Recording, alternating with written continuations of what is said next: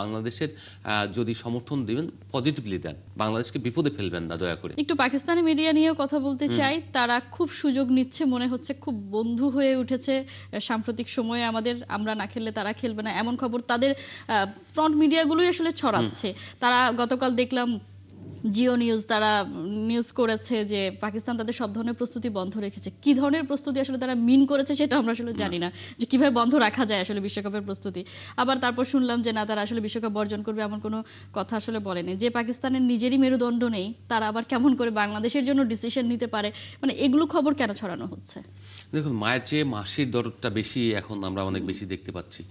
যে বিষয়টা হচ্ছে যে পাকিস্তান কিন্তু 2014 সালে এই বাংলাদেশে খেলতে আসতে চায়নি, এশিয়া কাপ বয়কট করতে চাইছিল এবং বিশ্বকাপ টি-20 বিশ্বকাপ যেটা আমরা আয়োজন করেছিলাম তখন এখানে যেহেতু পলিটিক্যাল একটা আনরেস্ট ছিল, সেই কারণে তারা এদেশ থেকে বিশ্বকাপ সরিয়ে নেওয়ার জন্য বা অন্য দেশে নেওয়া হয় সেরকম একটা পলিসি করেছিল, যেটা হচ্ছে শ্রীলঙ্কার মিটিংয়ে লাস্টে বাংলাদেশের যে তখন যে বিসিবি ছিল সেই বিসিবির কূটনৈতিক কারণে এবং আইসিসির যে অবস্থান ছিল, এসিসি তখন এসিসি বলছে যদি না খেলে তাহলে পাকিস্তান এবং শ্রীলঙ্কাকে ছাড়া, তার জোটবদ্ধ হয়েছিল, ছাড়াই এশিয়া কাপ হবে।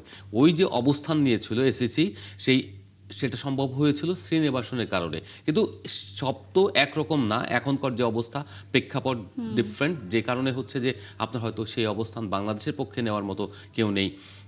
ওই সময় পাকিস্তান ইউটার্ন করতে বাধ্য হয়েছিল, এখন তারা আবার একদম মাসির মতো দরদ দেখাচ্ছে।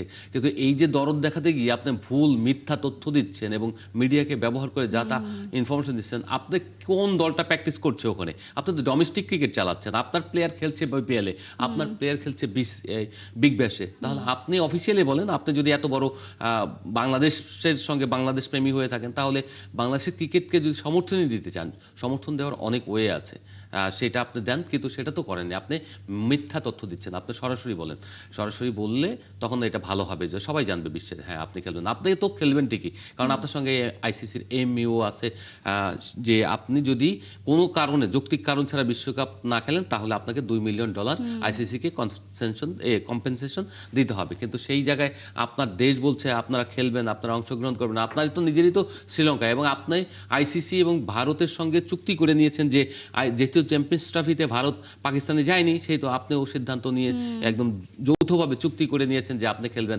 আরেকটা ভেন্যু যেহেতু রয়েছে অপশন, সেই অপশনে খেলবেন বিকজ শ্রীলঙ্কায়, যে কারণে আপনার ম্যাচগুলো কিন্তু সব শ্রীলঙ্কায়। সো বাংলাদেশকে আপনি টানবেন তখনই বাংলাদেশের যদি সমর্থন দিবেন পজিটিভলি দেন, বাংলাদেশকে বিপদে ফেলবেন না দয়া করে।